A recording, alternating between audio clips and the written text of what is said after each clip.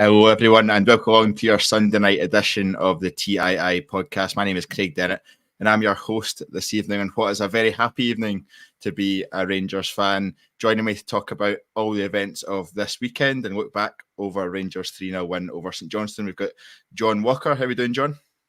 Very well, very well. First time in over 24 months that this situation has occurred, so it's very nice. It is very nice indeed. And we're also joined by Andy. How are you doing, Andy? Feeling top of the world, Craig, and top of the world. Absolutely. So it was a huge weekend in the Scottish Premiership this weekend as Rangers went 2 points clear at the top. 3-0 win away to St Johnstone this Sunday lunchtime. And after Celtic drew 1 each with Kilmarnock on Saturday. First of all, John, I'll come to you. How do you feel after the result today and the events of this weekend?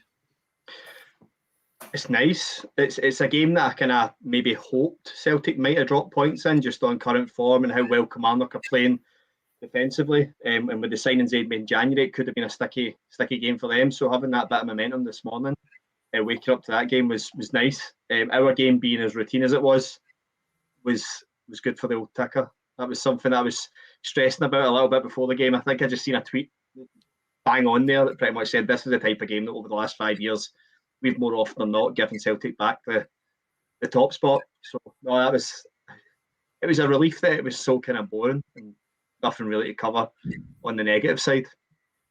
Yeah, we'll delve into just how routine it was. I think there was a wee bit of time where I was starting to become a wee bit concerned. We weren't creating chances, etc. at certain points. So we'll come on to talk about that. But Andy, there's been a lot of talk about our Rangers are top of the league and Rangers are taking charge for the first time of the title race sort of this season. We realise we're only in the middle of February. There's plenty of time to go. There's still 12 games to go and it's only a 2-point lead. But what does it mean for Rangers to be top of the league at this stage?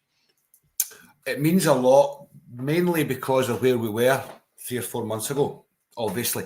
I'll put my hands high in the sky and tell you that when Aberdeen beat us at Ibrox before Michael Beale was sacked, I'd flung the towel in. I didn't see it happening. You'll know yourselves, so the viewers, they'll know that normally what happens is we realise it's going tits up, for want of a better expression. We sack the manager and we plan for next season. Obviously, with Michael Beale there, this was going to be the earliest that had happened. But it was that bad that I didn't envisage it getting any better. I used fully imagine Celtic to be a normal steam train they had been under Ange Postecoglou, charge on to the title, and it is up to us to spend the next 7-8 months planning best we can with no money left in the budget after Michael Beale squandered it all for next season. Kilmarnock comes in, you see changes almost immediately to the way the personnel already there are playing, and you think, well, you don't know here. Wait a minute, this might be the case, but obviously you need Celtic to stutter. They have started stuttering. But that notwithstanding, we have to go and do our job, which we are doing. So to get to this stage and finally overtake them, it's obviously massive. It can't be described as anything else. If you want to win the league, you had to do it. It's obviously massive. And it's, to go back to what John said there, it's great to get it done. We can all kid ourselves on and say months ago that you don't look at the other side of the city, you don't look at results, but we do. This is now the end of the season where you have to look at results. Yesterday's results made today even bigger. And again, I do agree with what John said, or you've seen on Twitter, that's more often than not we've flung the momentum back towards Celtic. I didn't see that happening, although with you, Craig, I did find it a wee bit, we'll say, annoying at the moment that we hadn't really created much in the first half hour, if you like, today. I was expecting more out of the traps, especially after Wednesday night just gone. But no, I kind of run-of-the-mill 3-0. I'll take that all day long, and it's massive to get here. We absolutely will. And Andy, I was completely there with you back when we lost to Aberdeen at Ibrox. The towel was fully flung in. I wasn't going back to Ibrox for a little while in a positive mindset, and it's amazing how quickly things can turn around. And I think part of the positive feeling that we've all got as Rangers fans and why we are so together with the team is we weren't expecting this turnaround. At no point back at the end of September, start of October, were any of us expecting to be in a situation 4 months down the line where we've overcome the 7-point deficit and we're we're top of the league, and not just top of the league on goal difference, as I guess many of us thought it might be during the week, but we're top of the league by points. There's a points difference between us and Celtic as well, which is a huge boost to that. But let's start to delve into the game that took us top of the league. John, you described it as an entirely comfortable sort of routine game. I'm not sure I'm quite ready for that one, but I think the starting lineup was the first, not surprise to me, because I know we've got a couple of huge games coming up, and we'll delve into what the win today means for everything, and the difficult games we've got ahead with Hearts and Kilmarnock later on. But 5 changes to the starting lineup. Were you surprised it was as many? We saw Barisic, Scott Wright, Diomande, Cortez and Silva all coming in from the start. Were you surprised it was so many? Maybe the number of, but not maybe some of the personnel, because I think he has keep stressing this same thing, and I'm guessing it is a bigger, wider programme around how you stop these injuries and how you fix the loading, is getting all these people to have game time before it gets into European games and midweek games potentially starting to happen again. So I think you have to use your squad when it's available. I guess he's looked at St Johnstone in the last 5 games, have not really done anything, and went, this is actually a game, this is a game we can win with giving people that need minutes, and that's probably testament to where we are more than anything, is that we're giving people like Scott Wright a go, Barisic back for injury, Diomande, who's only started 1 game prior to that since November, just giving so many squad players game time, or players that we're going to use and rely on game time. It just, I don't know, it just makes it feel like we've probably got a bigger and better squad than I think we actually do. But it's nice when you still win and you make all those changes. And like I said, I know you're saying it didn't feel as routine. I think probably the pitch had something to play with that. It just maybe didn't feel as nice and crisp. There was a time when I think Campbell or Lundstrom gave the ball away in the middle of the park, 30 yards for goal. I think that was the only time where I kind of stopped a little bit. But I think everyone that came in was everyone that came in, nobody really done anything wrong. There's just maybe people that didn't live up to any chance they were given. Yeah, I think that's fair, and we saw the comment there from Robert Robertson about Scott Wright, and we'll go on to talk about him a little bit later on. Andy, we knew it was a huge opportunity for us. I actually had full trust in this team to take advantage of it, which is not something I can say many times in the past few years, when Celtic have given us an opportunity to take hold or to close the gap on them. We tend to serve it back to them on a silver platter, but this time I was entirely confident we would take the 3 points today. As you've said though, Andy, 30 minutes in, I wasn't as confident. We hadn't really created anything. We had no shots on target. I was watching us trying to play football on that pitch, and the ball was bobbling over people's feet and under people's feet and all sorts. I was slightly concerned at that point. Going by what you've said, you would have the same opinion at that point. Very much so. When I seen the team being announced, I was surprised at how many changes, similar to John. I'm not Scott Wright's biggest fan. I don't think he'd done massively anything wrong, but it wasn't as effective as I'd like to have been, if you like. I'm not Borna Barisic's biggest fan, and I'm very much of the old school kind of ethos that you've got a winning team there, don't change. It's not like that anymore. It's obviously football's not like that anymore. You've got a squad to fill, you have to keep people happy, you have to nurse injuries back to strength, etc, etc. I was a wee bit surprised to see Diomande start, for the sheer fact that the pitch looked like a cowfield, and he is quite clearly a football player. He likes the ball at his feet, he likes timing the ball, he likes to pick his pass, he's good at it, and he made it look quite simple in that cowfield today, to be honest with you. I was very impressed with that. But when it got to the kind of 30-35 minute mark, I thought, we're not creating enough here, and this game has to be won. I'll also admit to being a wee bit old school when you hear the younger, and I'll do that in inverted commas, generation, we've not had 2 or 3 goals in the first 10-15 minutes, and they're getting kind of anxious. I was feeling a wee bit like that. I did see a goal coming at some point. I thought we were good enough to win the game. Obviously, I was confident in the squad. I would just have liked to have a few more chances early on to settle my nerves, and obviously yours, Craig. John seems all right with it, but we weren't so much. But no, I was confident that the squad and the team would get it done. But that again is testament to, come on, we trust them now. In the past, bringing in Scott Wright, Borna Barisic, football players on a cowfield, you probably wouldn't be as confident. I trust the guy's judgment. I trust the guy over the 90-minute period. I think that's important. He possibly plans for the first half or for the first hour with changes already in mind to equate to the pitch, the tactics, etc., etc. And that's all came from the results he's had from when he came in till now. So I had confidence in him getting the job done, but a few wee surprises there at the start. Yep. Yeah, there was, but it wasn't long after that half-an-hour mark that we did, in fact, take the lead, and it was Mohamed Diomande on his first start for Rangers that found the back of the net. It was an absolute rasper into the bottom corner from just over 20 yards, I think, John. But coming to you first on that one, what a strike it was in the first place from Mohamed Diomande. Mate, it's just, it's such a good strike on his, we'll call it his weaker side, because it technically is. But see the touch to set it. That's the thing I think is beautiful on that pitch. Any other attempt at a touch and he's not getting that out his feet on that pitch, you're risking it, like you said, bobbling up off your shin, going somewhere else. See just the composure just to roll out his feet to get that crisper strike, make sure there was no movement on the ball at all. Like as soon as he hit it, I was celebrating with my mate. I knew it was in. Like I knew it so cleanly hit. It was like Campbell's against Hibs. You just knew it was in the net the minute you seen the keeper's Campbell.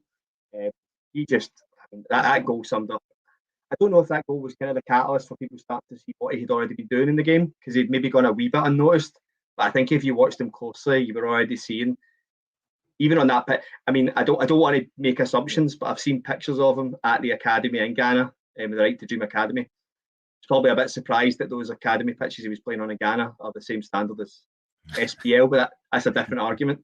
But you can see he's somebody that's comfortably got lovely technique and is aware. He's not somebody that's blessed with perfect pitches. He knows how to play on a dodgy pitch and how to deal with that.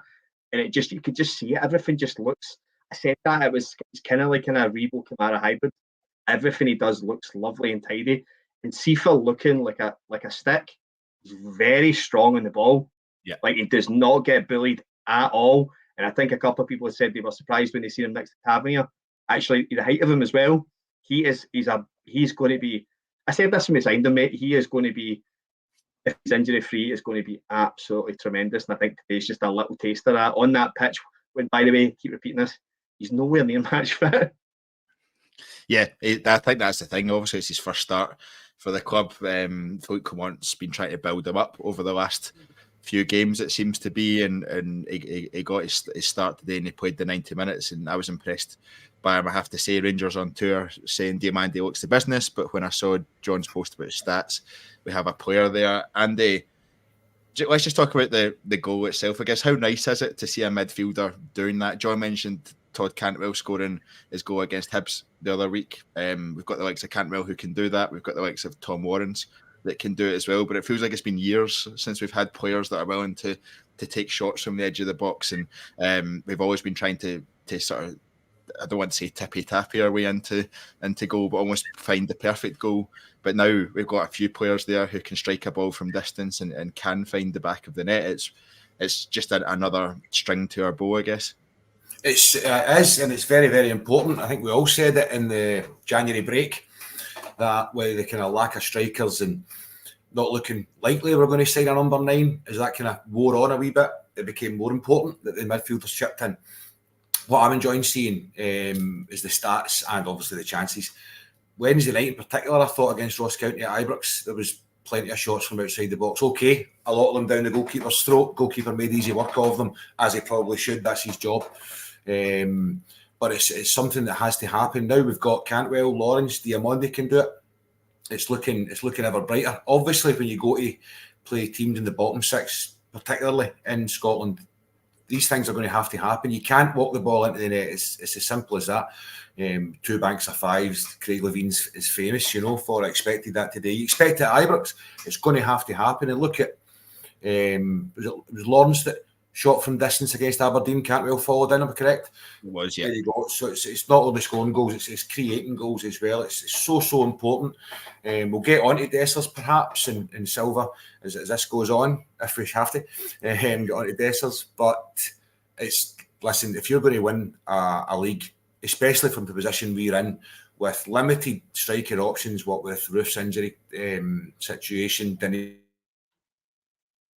bail out till God knows when, and very, very slim pickings up there, you're going to have to ask for the number 10, if you like, the kind of attacking midfielder to chip in. Right now, we seem to have numerous options there, which is excellent, and it's not something we're used to. So I think we make hay when the sun shines here.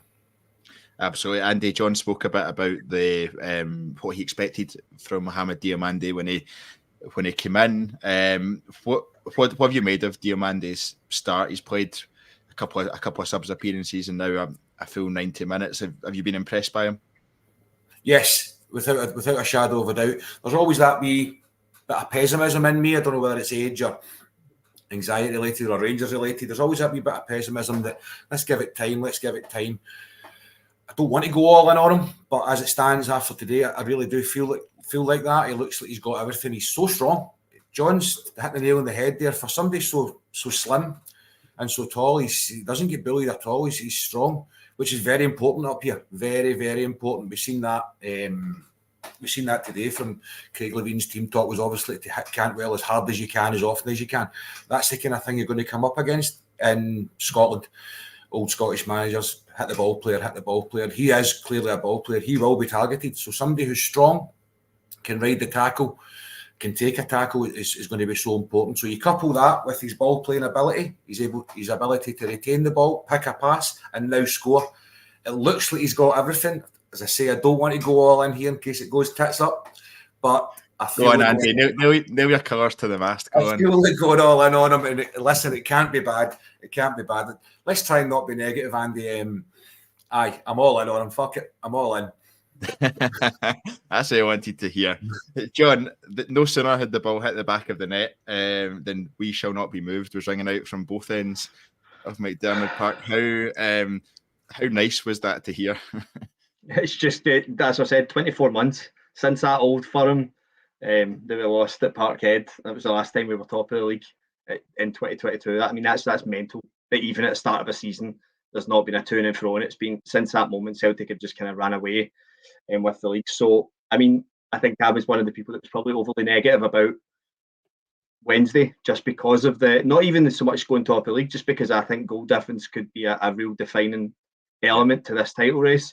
And you're not going to get too many games like Ross County where you could have, we could have walked away from that game 10-1 and I'd have been like, I could probably a couple more again.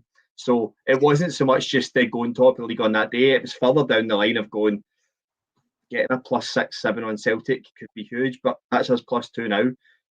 Is that a little bit of a breaker as well? Because that gives you, I don't want to be negative, but that gives you a draw and a Celtic win, and you're still top with a goal difference. So if you keep just ticking that over, keeping that gap there, that 2-point gap's essentially free if you keep the goal difference in there. Yeah, it's a relief because this is a tough 5 fixture, and St Johnstone was the one that I was like, that needs to be 3 points. That can't be anything other, because Hearts still have potential to come to Ibrox and do a job. Kilmarnock away is going to be Kilmarnock away could be the hardest game we face the rest of the season. Genuinely, it's horrible. Yeah, I hate Kilmarnock away normally, never mind when they're playing well. So I completely agree. It could well be one of the toughest watches, and when it's a nighttime kickoff and stuff like that as well, it just kind of adds to all that anxiety around that. Comments are absolutely flying. Please give us your thoughts. We'll try and bring up as many as we can. We'll try and discuss as many as we can as we go through the various talking points. I've seen some come in already around Scott Wright. We spoke a wee bit about him earlier on. He was hooked at half-time, Andy. Philippe Quant isn't scared of a half-time sub, which I'm quite pleased about. Previous managers, we've had to wait to 60 minutes before anything is going to change. Even when we're doing well and winning, Philippe Quant will still make a half-time substitution, and I'm a big fan of that one. We'll go on to the fact that it was Dujon Stelling that came on for him in a little bit, but before we do that, I didn't feel like Scott Wright took his opportunity today in any way. Is he had enough chances now, do you think? Do you think that's him done and dusted? Possibly and probably, but he's going to have to be used between now and the end of the season. There was 12, 13 games left, not including cups in Europe. He will be used again. There's absolutely no question about that. So, in my opinion, I think it probably should be his last. I'd love him. Listen, I've watched him for 3 years. He's been there now, 2-3 years, certainly over 2.5 anyway. Yeah. And his goal at Hampden, just back from Seville, a cup to win, and he's involved in that fantastically. He's just not really spurred on from there. As I said earlier on, he's never done anything wrong massively today. He gave the ball away a couple of times, but that can That can be forgiven on a pitch like St Johnstone's. Absolutely can be forgiven. And there's wingers out there who have 3, 4, 5 bad games in a row. So he wouldn't be alone in that respect either. But he just doesn't seem to offer enough. You've got McCausland there. He's got his doubters. He's got his supporters as well, obviously. So it's going to be a kind of tricky one for Phil to manage from now till the end of the season. But he's going to have to manage that. Is it his last chance? Possibly should be, Craig. But for me, I think you will see a lot of them. Not a lot of them, but more of them between now and the end of the season. And he's going to have to get our support. I would love to see him kick on, but he's not going to. He would have done it by now. It's as simple as that. He would have done it by now. They've got better options in there. I just hope that we don't get to the stage where there's crucial points up for grabs away from home after the split and you're kind of relying on him. It doesn't fill me with that much confidence, but until the end of the season, we need to give him our support. Yeah, absolutely. John, Ross McCausland has obviously been starting games there since mid-October, early November time. I think he's the clear and obvious starter in that right wing position at the moment. He gets a lot of stick from Rangers fans. I've given him stick before because I think he started coming inside too often and he's playing that simple pass back to James Tavernier a bit too much and not taking on his man. But to me, he's well ahead of Scott Wright at this moment in time. Yeah, yes. This is the thing that surprises me so much with him is that dependency to tuck inside and come inside with the ball all the time. Because one of the biggest things we are going to come to like about Seaman, we're going to come to like about Cortez is the fact that they will knock the ball by somebody and go. Scott Wright does that. It's not always the end product, but McCausland seems to have all this pace and a complete unwillingness to just knock it by somebody and test them. He does what. Yeah, I felt. Sorry, I was just going to jump in there. I felt like he did that the first couple of games that he played for us. The first couple of games, he was just hit the byline, cross it in, hit the byline, cross it in, and then since he's sort of cemented his place a bit more in the team, he seems to be more focused on maintaining possession and trying to find those midfield runners into the box than hitting the byline. But I think he's gone too far the other way just now. Yeah, and I think the element of you're always going to have that with a young player that's never played first team football, that they're going to bust onto the scene and be the next big thing and then flatter to deceive a little bit, but that is just the norm. There's no real any youngsters that come on and do that consistently. Folk will have you believe that Michael Owen did that and Wayne Rooney did that, but there was massive blips in those times where the performances were so poor because you had such high expectations. So I still think Ross McCausland will be the right winger next year with a better team around him and he'll be better again. But I do think things like just giving him 45, 60 minutes out of the team today is what was needed, because I just think I'm seeing somebody who's maybe been a bit overused and we might not see the same things we've seen in the first couple of games. Maybe we just need him now to take a breather, sit out and then have a week's rest, proper training, and then come into Hearts. We might see somebody that will be going past people and hitting the byline a bit fresher. Yeah, not to be negative on the night that we've went top of the league for the first time in 24 months, as you say, John. But you mentioned before that this squad's potentially outperforming at their actual level at this stage, and that they're playing at they're showing better than they actually are. Bearing that in mind, is Ross McCausland a long-term answer for Rangers in that right wing position, or do you reckon that'll be a position we look to strengthen in the summer? I mean, I'm going to sound like an idiot because I think pretty much the last 3 summers I've said the priority needs to be a new right winger, and I don't think Ross McCausland's at the moment doing enough that I would be like, if a good right winger became available, I'd be saying no, let's spend it elsewhere.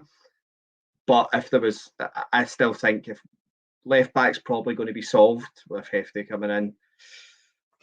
And midfield looks like it's packed now. Centre forwards to be determined, because we're not going to have Silva. Daniil will be back though. Roof's going to be gone. Depends what money's there. I do think that if you could get as a Seema on the right wing, that's the level of calibre of player I'd be wanting to see. But you don't know what Ross McCausland will kick on like. Like the Ross McCausland I seen in the B team wasn't the Ross McCausland I thought could do what he's doing just now. So with 6 months under his belt of first team football, playing in Europe, playing in big games at the Old Firm, maybe over a pre-season you would see a totally different player again kick on and become a right winger, where you're going, right, well, that's a right winger that would have cost us 3-4 million. We don't need to spend that now. We've got somebody there. So I'd be inclined to see where else we need to spend money and let Ross McCausland have that position, because I think he's probably earned it. Yeah, I think it'll be an interesting one to see how that plays out. At the moment, we probably have him as a player that comes on at 60, 65 minutes and makes an impact from there. Can he go on to continue to progress how he has been and continue to push on and learn? Philippe Clement's clearly made a big difference to his game, I think, in his level of confidence, just playing in the team alongside better players. As you say, he was a completely different player. He didn't look up to the level necessarily in the B team, but when he's come into the first team, he's come on leaps and bounds. So maybe just having that time around those better players and those higher quality players will just push him on that little bit more. So that'll be an interesting one to see. Andy, I mentioned earlier, it was Dujon Sterling that came on at right wing. I think that's his fourth position, maybe his fifth position actually. He's played for us. He's played right back, left wing, central midfield, and now right wing for Rangers. We've got a comment here from Bluebells Are Blue. It says, what's the panel's thoughts on Sterling being used as almost a utility man? It's never a good thing for a player to end up in that role, but he seems to do well anywhere we play him. I am a huge admirer of Dujon Sterling. I wasn't sure when we first bought him, he was coming in as a right back. Obviously, James Tavernier's got that role cemented. I don't think anyone's going to nudge him out of that role. So I was a bit wary about where's he going to get his game time. He came into the team towards the end of the last calendar year, and he was really making an impact in the central midfield role, no more so than in that Viaplay Cup final where he had an absolute stormer against Aberdeen. I think he's such a promising player, but what do you make of him being used as a bit of a utility man just now? Very handy to have at the business end of the season. Very, very, very handy to have somebody who can slot into these places. Probably worth noting at this moment, though, that we might not start him at number 9, judging by that header he missed early on in the second half. That should have hit the back of the net. It's as simple as that. A good number 9 would have stuck that away, no problem. So we'll leave the number 9 out for him at the moment. But listen, see, you have somebody who can fit so seamlessly into all these positions. It's fantastic. Now, he's not going to go and set the world on fire in all these positions because they're not his. But for somebody who can go and do it, I didn't think he was overly effective away to St Mirren, left wing, when he played there.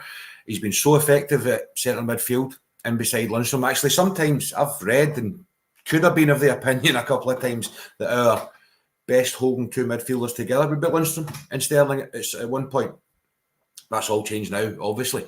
But to come on today for the right wing, it's for sorry even to go off a tangent here, but when Lawrence came on, I fully expected it to change a wee bit into him going to centre midfield, and him going out to the right wing. But for somebody who can come on and do that and be effective, that's the key here, is to be effective when he comes on to do it. And he is effective. He won the first penalty, created a wee bit here and there. He's got the ability to. He's what's the word I'm looking for? He's strong. He's strong on the ball. He doesn't get shoved about.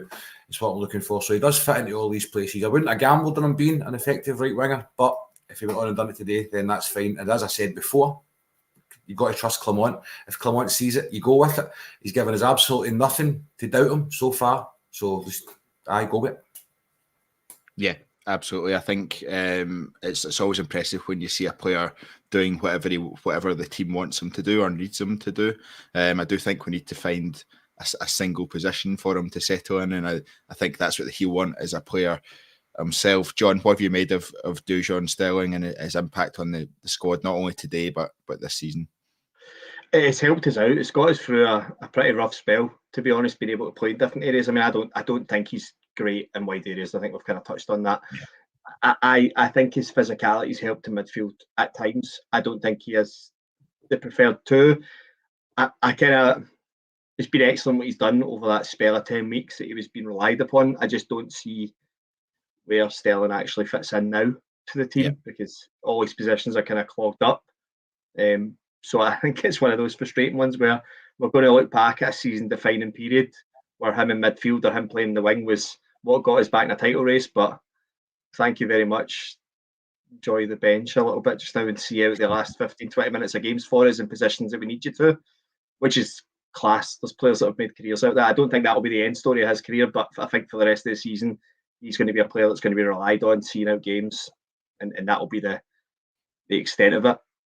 I think it's easy to forget how young he is as well. Still, he's only 22. I think it is. He might not even have turned 22 just yet, but he's still got plenty of growth to come. You can tell he's a really good footballer. It's just finding his place in the team, and I do think the way that Philippe Clement is starting to buy some players, the likes of Diomande, the likes of Cortez. I think he's going to change how we set up a little bit when it comes to the summer and start to buy players so that our midfield doesn't quite have to have two sitters at all times. So I think that'll be interesting come the summer, and that might actually open up an opportunity for Dujon Stelling going forward. John Lundstrom's form probably puts him a bit further down the pecking order than he might have been, and I for one hope that John Lundstrom will sign a new contract, at least for another year, if not 2 years for that one. Not quite the 10-year contract that Kyle was thrown out there a couple of weeks ago, but definitely 1 or 2 years. But looking at the second half, John, we've obviously touched on the first half already. Looking at the second half, I felt we were comfortable. Fabio Silva came into the game a bit more. He had a chance right at the start of the second half where he got across his man really well. I kind of felt today was probably more of a, just because of the pitch, it was more of a Dessers style game than a Fabio Silva one, but I thought Silva came into the game a bit more. Cyril Dessers came on with 15, 20 minutes to go, could have had another hat-trick, and could seems like every game he could have a hat-trick, the number of chances he has, but didn't quite have it. I've seen loads of people wondering what goes through Cyril Dessers' head when he's driving through one-on-one with a goal. He seems to slow down to walking pace quite a lot. What did you make of that period, though? It started to get a wee bit nervy, I guess, as we got to the last 15 minutes, just because you're only 1-0 up, and we saw what happened to Celtic yesterday, but we did seem comfortable in that period without actually finding the back of the net. Yeah, I think one of the hardest things to do when you're watching football games and as football fans is you compare moments of games that never happened. I think because the game's 1-0 and St Johnstone are trying to score goals, Dessers then starts getting chances that Silva never got because the game was so tight while Silva was on the pitch. I used to remember when Paul Le Guen first came in and Chris Boyd never played the first game, but we created like 30 chances away at Motherwell. And I was like, imagine this team when Chris Boyd's in this team. And then you forget that when Chris Boyd's in the team, you're not going to play the football that was happening when it was Purcell and Buffon. I just feel that's what happened. Dessers came onto a game that opened up wildly and got 3 very easy chances that Silva had to work his arse off for to get anywhere near. And I think that's just why people are so drawn to Silva, because him and Cantwell are on a different wavelength from anyone else in our team. I think Diamonde's going to be one that slips into that. Tavernier will slip into that as well. But there was a moment where I think Scott Wright tries to play the ball into Cantwell, but the right pass is Silva going on the outside the left of him in the first half. And Cantwell's creating the space for him, and he tries to play it to Cantwell, and Cantwell's never the pass. And that was the reminder for me that just goes, some of these players aren't functioning at the same level as a Silva, Cantwell. And I think that's what Dessers is for me when he plays with those players as well. And I think you can kind of see some players get frustrated with him, as like Cantwell especially. I just think that's what you're kind of seeing, and that's not to go back to Stelling, but I think that's what I really like about Clement is it would have been easy to view Stelling's 10 weeks since he's come in and go, we've got a pretty solid 2 in midfield here, but he's kind of ruthless and went, yeah, but it's not going to be good enough for what I want to do. Yeah, like Stelling's fine, but he's not what I want. I want better. And I think that's just the same with Silva. Dessers is okay. Dessers will score goals in this league, but he's not going to get us where we want to go. You need to bring in Silva. And it's just, I like that ruthless streak of, yeah, Dessers, you're fine. Yeah, you're going to score 2 goals against Ross County. I'm going to moan that you stood 5. Today, you didn't cost us a game. Everyone knows my opinions on him. My biggest issue is he's going to cost us a title if we keep putting him in critical positions, like in the Old Firm. He missed that chance that he missed twice today, and that he missed against Ross County in a vital Old Firm game, because he doesn't have it in him to care enough. It just feels like he's got, I think I've said this before, he's got that mentality of it's quite nice that he brushes misses off, but it also seems like it doesn't hurt him enough when he does miss. There needs to be like a fine tuning there that he should be furious that he's not walked off for a double today. And that's just, and I seen Silva when he missed, to go back to your point, Silva's chance that he's missed, where the keeper saved the volley, he was throwing his hands in the air and was furious that he'd missed it. And I'm like, exactly. Like, that doesn't mean you've ruined your game and your confidence is shot, but you're pissed off that you missed a half chance at goal. And if he'd got Dessers 3 chances, he would score 2 of them, as far as I'm concerned. And that's the difference in quality. Yeah, I think you probably perfectly outlined there the difficulty Rangers fans are having with Cyril Dessers, because he's scoring the goals, he's making an impact on games, he's creating chances for other players, but then you see him running through on goal 1-on-1 2 or 3 times a game, and he slows down and the defender catches up with him, or he just fluffs the chance, he hits it straight at the goalkeeper. And you're like, you could have so many more goals than you currently have for us, and you should have so many more goals than you currently have for us. Andy, how do you sit on the Cyril Dessers thing? Because I think he's made such a positive impact on this season, but he's such a frustrating player at times as well. He is. I stand exactly where you and John are with it. He's not got that ability just to finish it, if you like. What he is good at, you said, he slows down as he runs towards goal and gets kind of clean through and lets defenders catch him up. He's fantastic at holding that defender off, though. He's got that ability. How's he not got the ability to slot it home? Probably the easiest part. You've got a defender who, whether you like it or not, when they play Rangers and Celtic, they're baying for blood. They're doing everything they can to stop you from scoring. That's their only job. He holds them off, often at ease, and he fluffs his lines for the last part. I wouldn't like to rely on Cyril Dessers to get us from now until May to win a league. That's where I stand on it. He will score goals. He will definitely score goals. I mean, was he 3 for 3 there after the break with Dumbarton and Hibs, etc. Good goals. That's absolutely fine. We can't rely on him. It's as simple as that. I'm with John as well. He doesn't seem to get angry enough. I thought that was changing. Sitting at Ibrox on Wednesday night, I can't remember which chance it was because there was so many. He was bloody furious with somebody else. Obviously, he was furious at himself, though. Yeah, it was Matondo. Matondo was claiming he should have squared it back to him, which he probably should have done in that one. If it is that one, I totally agree then. But I thought, here we go, we're getting a bit of passion now. This might spur him on a wee bit, But again, today comes on three chances, two really good chances, 3 all in. I think that they should have really hit the back of the net. So you can't rely on a number 9 for Rangers to win your league doing that. It's as simple as that. And Clement is right to think, yes, you do a job. You are good enough to play in Scotland, but I want that a bit more. I want to win this league. And he's went out and he's got silver, so we're going to have to use him far more, I think. There's definitely a place for Cyril. We love an underdog. We love somebody who changes our mind. And he has, to an extent. He's got the ability, I think, to do it more. And then with our full backing, God knows where he could go. He could just keep going on the up. We could have him for his full contract and he could be a top goal scorer. That could happen. It could happen for Cyril Dessers. As it stands now, I don't think it will, but it certainly could. But when it gets to this end of the season, 12, 13 perhaps games left, no, you don't want to rely on him. I'm so thankful that we've got Silva to kind of fall back on with that. Danilo, I'm hearing wee rumours that he's going to be back before the end of the season. I'd love to see that, but you're not going to get the best out of him when he's only going to come back for 3 or 4 games. He's not going to be up to full fitness. So, in my opinion, as it stands now, it's got to be Silva over Dessers for me. But I'd love him to change my mind. Yeah, to be honest, I think we're going to have to rely on Cyril Dessers and Fabio Silva to the end of the season. I'm not counting really on Danilo or Maruf. There's a name that's not really mentioned that much anymore, coming back into the fold before then. So I think it is going to be those two.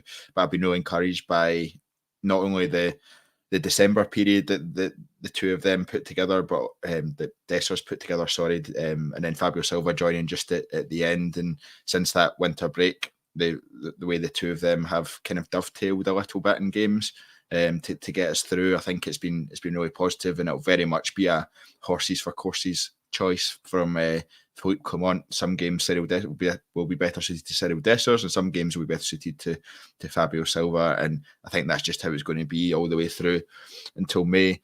John, we were speaking a bit before we came on around the penalties that Rangers got today. We got 2 in quite a short space of time, which I'm sure delighted everyone in Scotland. We both of them were stonewallers, to be fair, and in my eyes. The referee didn't give any of them. Both required VAR intervention. What did you make of the fact? Because the referee looked like he wanted to give them both, if that makes sense. Like, he looked like he was about to blow his whistle for the first one. He looks at his linesman for a good 10, 15 seconds before he waves play on, almost expecting the linesman to give it. Why do you think that is? Do you reckon it's just referees are just using the safety net of VAR to make sure they get the correct decision?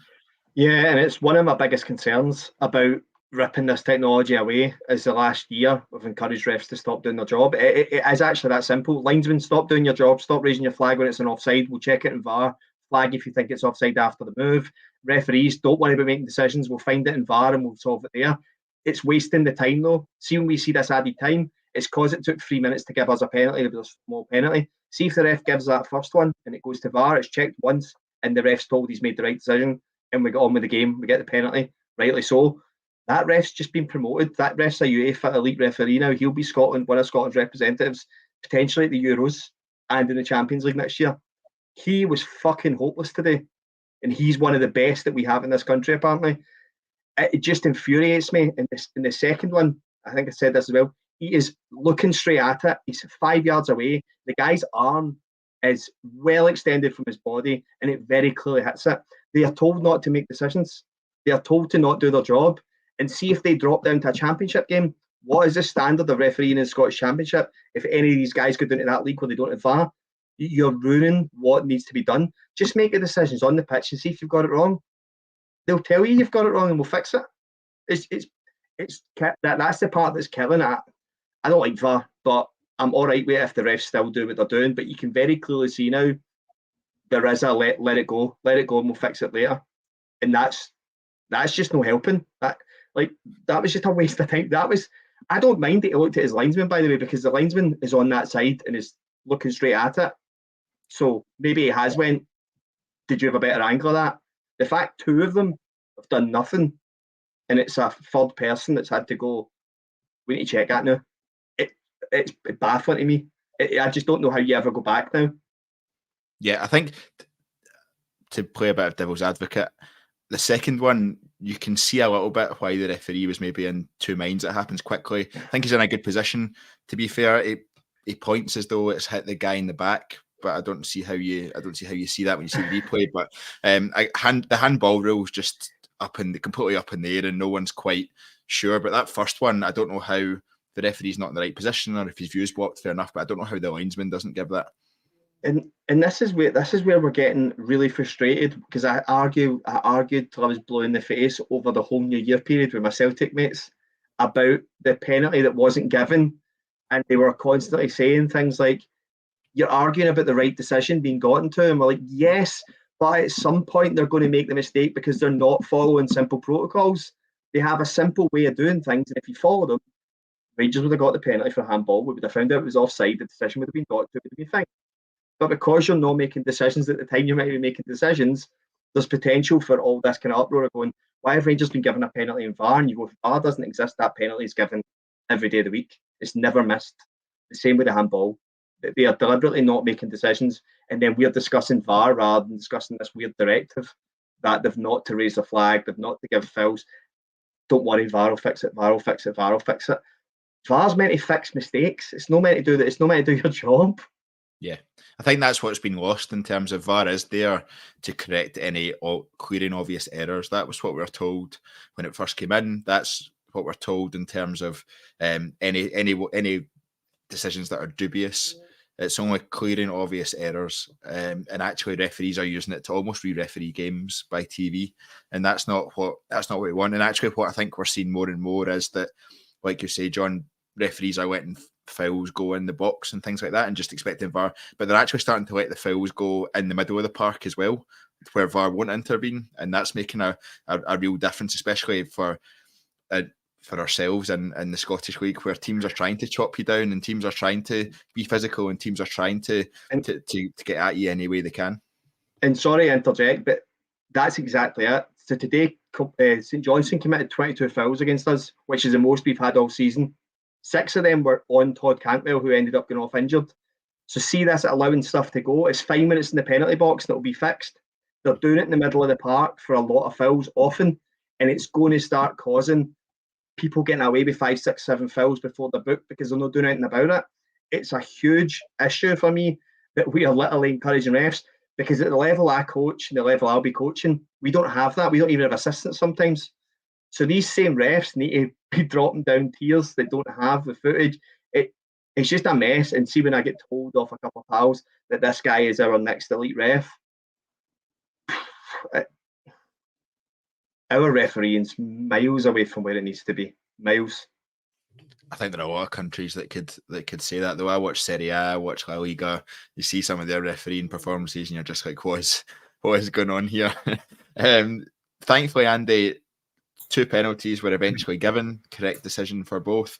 James Tavernier stepped up for them both and smashed them into one into the top right-hand corner, one into the top left-hand corner. 3-0 to Rangers. Job done. Ahead on points, ahead on goal difference, but so impressive again from James Tavernier. Isn't it? It's fantastic. I always wonder, it's always interesting to see the penalty kick taker take the second penalty of the game to see what he does with it. I always find that very interesting. He was asked after it if he knew what he was going to do, and he admitted, he said, I knew what I was going to do with the first one. The second one was kind of off the cuff. I suppose it's got to be, because he'll do his research to where the keeper's the strongest at saving penalties and shots. The keeper will do the same for James Tavernier. So it's a kind of game of chess, if you like. So I can understand that. I don't want to be negative. I don't want to be negative on the night the Rangers go top of the league in a title race. But I'm already thinking, and it's probably just my age, we're going to have to think about replacing this guy sooner or later. He's not getting any younger, and he's fantastic. I'm well on board the Tav train, the Hall of Famer, for what he's done for the club, the Europa League run, the goals, the assists. It's just absolutely fantastic. But he's not getting any younger. He's going to have to be replaced, and that's not going to be easy. It's not going to be easy at all. To lose somebody who offers as much as James Tavernier is going to cost you a lot of money, unless you're incredibly lucky. Unless you're incredibly lucky, it's going to cost you a hell of a lot of money. But today, just again, 2 penalties gets them. How many goals? 120 goals now for Rangers. For 120 goals. That's a nice wee segue you give me there, Andy. 120 goals, equalled John Gregg's record for the highest scoring defender in Rangers history. I imagine he will very quickly go past that and become officially Rangers' highest scoring defender in its history. He's also the 3rd highest. I saw the wee stat on Sky Sports today. He's the 3rd highest Rangers scorer since 2000, which is quite incredible in itself. He's currently 4 goals behind Alfredo Morelos, and he's currently 18 goals behind Chris Boyd, who holds the record at 138. It's just a phenomenal return, and like you say, Andy, we're going to have to replace him at some point. Hopefully not for a couple of years yet, but it's quite an incredible tally, isn't it? I'll stick with you, Andy, for that one. That is. I mean, he could break all the records. He could break John Gregg's next week. He could break Alfredo Morelos. He could break that in the next month. Yeah. And if he's still in form next year, Chris Boyd is in danger. It's as simple as that. So to come from a right back and the captain, it's just phenomenal. Now, I will go back to under Michael Beale.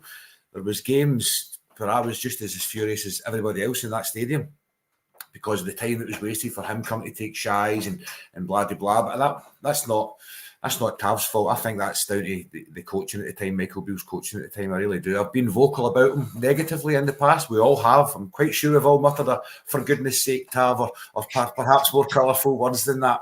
But to do what he's done for us is fantastic. And I think it's probably fitting that he scored a brace in the night we go top of the league in this run. I really do think that's quite fitting, and I'm delighted for him. Yeah, absolutely. Aldo Aiden's come in there, 247 goal contributions from the captain in his time in Rangers, 120 goals, 127 assists, which is quite incredible, even given how much we dominate a lot of games. It's quite an incredible stat. John, looking at I guess we finished the game 3-0 winners, two points ahead at the top of the league. Now, psychologically, what does that do for this team, do you think? Well, this is the biggest thing, because we're now in the lead, and the last time we had a lead so slender, we lost it to Celtic, and they went on a run. The thing going for us just now is people try and pretend momentum isn't a thing. We are very much riding away from momentum here, and we're fully on the up. I've seen, in a weird way, in hindsight, it was kind of nice to lose to Celtic now that we don't have that unbeaten run tag constantly over Clermont. Oh, he's unbeaten since he came in. He's unbeaten. That kind of removed that, and he very much bounced back and went, "We were always going to lose a game. It doesn't really affect what we're doing here. We're going to do the same thing, and we've won every game since that break." And he's added these players. It's a different mentality thing, but he's kind of for the player. For us, we'll get carried away and we'll start bamming each other up. We're mates in group chats and on Twitter. But the players, he's dismissed that already. We just need to win games. We just need to win the next game, win the next game, win the next game. And I think we said this when Clermont came in. It was the first time we'd had a manager that felt like Walter Smith's stature. It felt like somebody you went, right, okay, right, cool. And that's just continued. Like, it feels like it's very abrupt. Everything's very simple. If he gets asked something stupid, he answers it very abruptly. And everything he says is right, everything you want to hear. And it's annoying because you start to fall in love with a manager, and that could end badly. But I think he'll keep everyone level-headed. And I think what we will see is the people that were there during 55, Tavernier and Goldson, will start to put their mark on players that haven't seen a run like this go forward and haven't won a title before, and just keep everyone grounded and push everyone on. I think we just need to keep going, and I think we've got the two biggest It's the best and worst two games we could have had to follow up.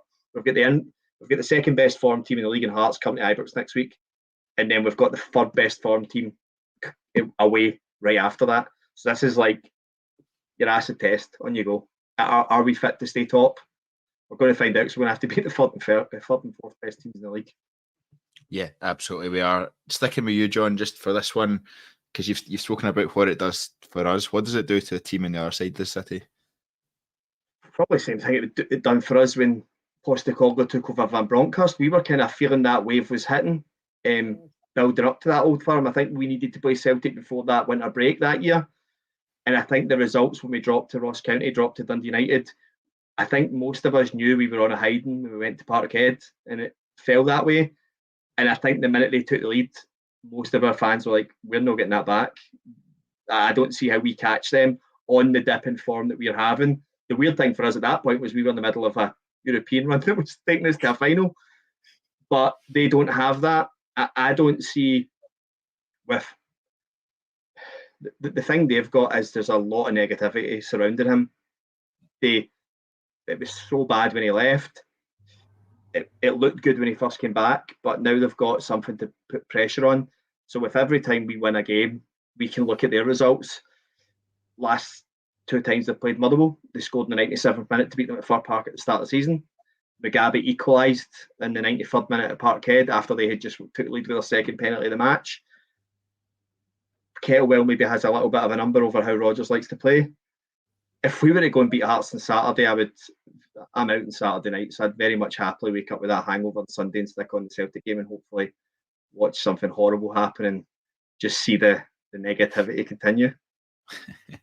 Yeah, I think we can all agree in terms of it feels like we're riding the crest of a wave at this moment in time, and it feels like they're going completely the opposite direction. And there's too many times in the last few seasons we can give examples of when it's been flipped around and we've been on the opposite side of that. So we're absolutely riding that crest of the wave, and the support and the team are very much together. It feels Fluke Clermont spoke. I was in a press conference the other week, it might have been after Aberdeen, where he spoke about the synergy between the fans and the players, and we've seen it a lot in recent games where the players are actually gesturing to the fans and everyone's getting behind everyone else, and it's really making a difference. John Suter spoke about how important that can be in games at Ibrox, having the crowd behind you, and how much of a difference that can actually make, and to make sure that no one underestimates that. It does feel to me anyway like we have the stomach for a title race. Do you get that feeling? Yes, I do, 100%. With a subheading there that let's wait and see on Saturday, because Saturday is going to be a very, very hard test. It's going to be, the Hearts are absolutely no mugs. Is it unbeaten in 9-1-7 in the trot, something like that? They're coming to Ibrox next, and it'll also, what that will do is we'll see Clermont's favoured starting 11. There will be no resting. There'll be nothing taken for granted. There'll be no chopping and changing. In my opinion, I think it'll be strongest starting 11 for obvious reasons. To have the fans backing is something that, obviously, when you've got a stadium the size of ours, it's massive. Not only can they hear the cheers and hear the singing and getting behind them, they can hear the negatives, which can happen, as we've all seen at the start of this season. It's so easy to get embroiled in that. So to have the fans back on side, that's testament to Kilmarnock again. That's because of the football we're playing, the results he's getting. It's as simple as that. We only react to what we see in front of us. So if it's poor, you'll hear us. If it's great, you'll hear us. So as much as him saying he needs us, he's got to do his job in order to have us. And he is doing. He's absolutely doing that. When Todd Cantwell came off today, I loved seeing him with the wee kind of chin wag he had with Todd Cantwell coming off. Basically letting him know why he was coming off. You don't see that with a lot of managers. I'm really all for that. And he's quite good at showing that he does that. And that gets the fans on side as well. The synergy between fans and the team right now is absolutely fantastic. But as I say, let's wait to see next Saturday, because it won't be plain sailing next Saturday. It's as simple as that. This Hearts will come and attack us. They will come and attack us. And they have got the ability and the potential to score and first. So let's wait and see what happens next Saturday if that happens. But as it stands right now, he's definitely got us on side, and long may that continue. Yeah, John, we're fast approaching the hour mark, so just a final question, but it's one that's been raised quite a bit in the comments by a few different people, so I'm keen to get your thoughts on this. We're still in 3 competitions at this stage. We've been focusing a lot on the league. The Scottish Cup's kind of taking care of itself in the early stages. We're about to come into a point where Europe becomes a factor. We're in the last 16 of Europa League, which is easy to forget because it feels like so long ago that we had that night in Seville and beat Betis. But we are in the last 16 of Europa League, and very shortly, in the next week or two, we'll find out exactly who we're going to face in that last 16. I think the first leg we're away. The first leg we're probably going to be away because we're seeded for the draw, and then the Sunday is when we play Hibs away in the Scottish Cup. How big a factor is playing in all of these different competitions as we get to the business end of the season going to be, do you think? I don't want to go to Karabag, that's for sure. I don't think it really matters. I think players are well versed in how you recover. I think that Christmas period kind of showed that in our European form before. I think it actually helps. I think it kicks people on. It gives people that little boost, because you're kind of getting the dangle of the carrot as to this is why you join Rangers, is to play in Europe. But also to do that, you now need to go win the leagues. You need to go win the cups to make sure we continue to do that. I think it's just that, and I think for the fans as well, it builds that atmosphere. I think that's probably because if you look at the Van Bronckhorst, when we were falling away for the title, one of the things that kept the atmosphere going in those league games was the fact that we still had Europe. There was a whole wave happening side by side. So there's an element of that. It's just exciting. Like, it was weird watching the Europa League on Thursday and being like, we're not playing because we did so well. We're already in the next round. So I'm already kind of like jealous that I don't have a European game to go to this weekend. But I just think it will help everyone, because that's the reason why Raskin, Diomande, Cantwell, Silva, that's why they've came here. They've not came here to play Dumbarton. And you know what I mean? They came here to literally play in the biggest competitions. I'm just buzzing to see who we get. And I think it will. I think he's using the games just now to make sure that the European squads can be amended, the league squads can be changed by everyone that's ready and firing. Yeah. And Paul McGarrigle has kindly just confirmed that the draw is actually this Friday, so not too long away to see who we've got, and I'm sure a few people will be booking up for a wee away trip from that as well. But I think we're, as I said, we're fast approaching the hour mark, so we'll round it off there. Thank you very much to John and Andy for joining us this evening. Thank you very much to you all for listening. If you've enjoyed the content, please drop a like on the video. It really does help us. Please subscribe to the TII YouTube channel. More people who watch us don't subscribe than subscribe, so let's fix that and actually increase our subscriber numbers. You'll get a notification every single time we go live or we upload a new video. It's the easiest way to make sure you don't miss any of the TII content, so click that subscribe button and you'll get to enjoy all of that. Thank you very much everyone for joining us, and until next time, goodbye.